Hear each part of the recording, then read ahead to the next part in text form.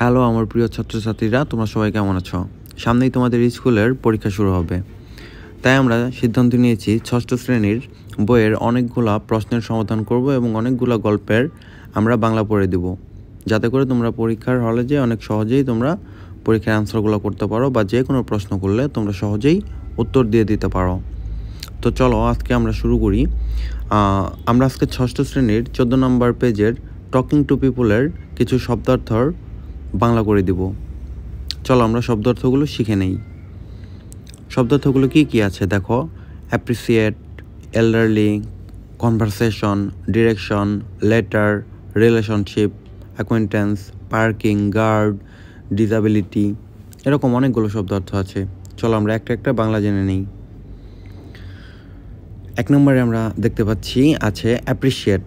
Appreciate বলতে আমরা বুঝি প্রশংসা করা। ধরো কাউকে অনেক তোমার পছন্দ হলো বা দেখতে অনেক সুন্দর, তাকে তুমি বললা যে ইউ আর সো বিউটিফুল, এটা এক ধরনের প্রশংসা করা, তো অ্যাপ্রিসিয়েট করা। এল্ডারলি, বয়সে বড়, যেমন তোমার এল্ডার সিস্টার হতে পারে, এল্ডার ব্রাদার হতে পারে, তোমার থেকে বয়সে যারা বড় তাদেরকে বোঝাতে এল্ডারলি ব্যবহার করা হয়। কনভারসেশন, কনভারসেশন বলতে বোঝায় কথোপকথন। ডিরেকশন, ডিরেকশন বলতে বোঝায় গতিপথ বা দিক। ধর আমি সামনের দিকে হেঁটে যাচ্ছি, হাঁটতে হাঁটতে অন্য একটা দিকে চলে গেলাম, তো এই যে একটা দিকে চলে গেলাম এই জিনিসটাই হলো ডিরেকশন। লেটার মানে পরবর্তীতে। রিলেশনশিপ, রিলেশনশিপ বলতে বোঝায় কোনো একজন সম্পর্ক, একটা সম্পর্ককে বলা হয় রিলেশনশিপ। অ্যাকোয়েন্টেন্স, অ্যাকোয়েন্টেন্স বলতে বোঝায় পরিচিত কোনো ব্যক্তি বা জানাশোনা কাউকে।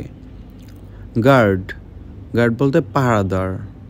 ডিসএবিলিটি, অক্ষমতা বা তোমার সামর্থ্যহীন। ধরো তুমি যে কোনো একটা কাজ অন্য একজন করতে পারে, কিন্তু এই জিনিসটা তুমি করতে পারছো না, তাহলে তুমি যদি করতে না পারো তাহলে এটা তোমার হবে ডিসএবিলিটি। গার্ডেনার, গার্ডেনার বলতে বোঝায় যে বাগান পরিচর্যা করে, মালি। রেকগনাইজ, রেকগনাইজ বলতে বোঝায় চিনতে পারা। যদি আমি তোমাকে প্রশ্ন করি ডু ইউ রেকগনাইজ মি, তুমি কি আমাকে চিনতে পেরেছ, তো রেকগনাইজ বলতে বোঝায় চিনতে পারা। স্ট্রেঞ্জার, স্ট্রেঞ্জার বলতে বোঝায় অপরিচিত কোনো একজন ব্যক্তিকে বা অপরিচিত যে কাউকে। কমপ্লিমেন্ট, প্রশংসা করা।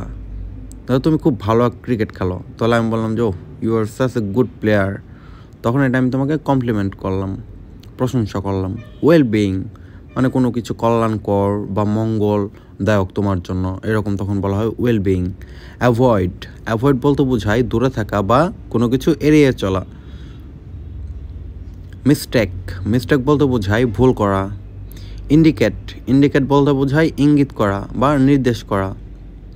রিলেশন, রিলেশন বলতে বোঝায় সম্পর্ককে। সিম, সিম মনে হওয়া।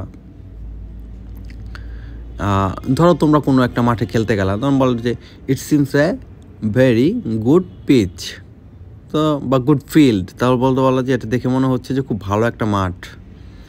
ফ্যামিলিয়ার, ফ্যামিলিয়ার বলতে বোঝায় পরিচিত। সিগনিফাই, সিগনিফাই বলতে বোঝায় কোনো একটা মর্যাদাপূর্ণ কোনো কিছুকে, যেটা সিগনিফিক্যান্ট, গুরুত্ব বহন করে।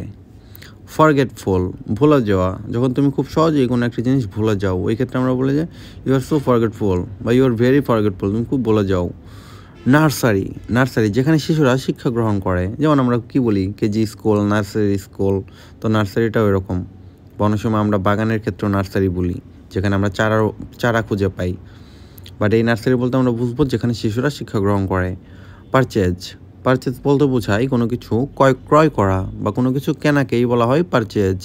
ধরো তুমি দোকানে যে একটা শার্ট কিনলা, মানে পারচেজ করলা। গেস, গেস বলতে বোঝায় ধারণা করা। ইনডিড, ইনডিড বলতে বোঝায় প্রকৃতপক্ষে।